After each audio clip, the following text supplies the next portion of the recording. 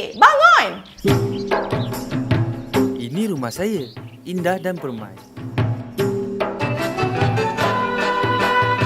Yang saya gak bergaya ini pula, abah saya.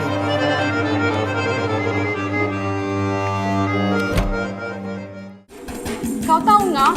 Ingat senang ke nak masak resepi arwah mak ni? Nasib baik aku jumpa resepi rendang mak kat sini tau.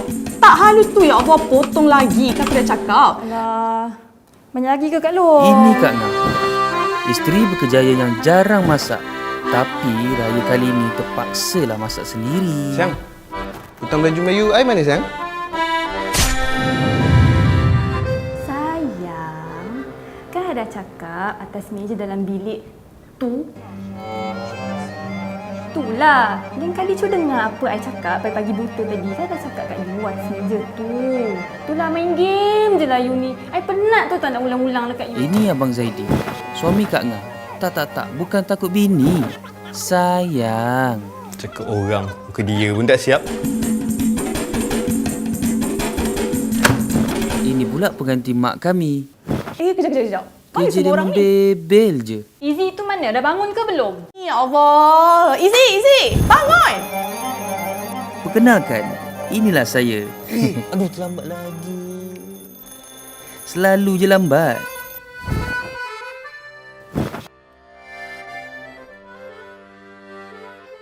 Ya Allah, tak siap-siap lagi. Korang ni nak raya ke tak ni? Sebenarnya mak dah lama tak ada.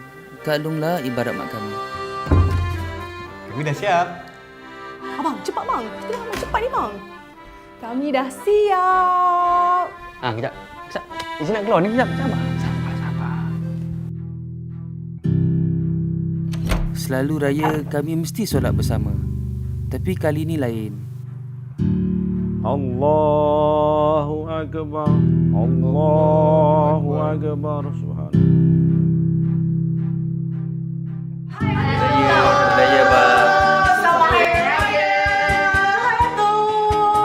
Selamat Hari Raya Mak Zebatin ya. Walaupun raya kali ini berjauhan, tapi perangai masing sama je. Jarak tak memisahkan kami. Walau jauh di mata, tapi selalu dekat di hati.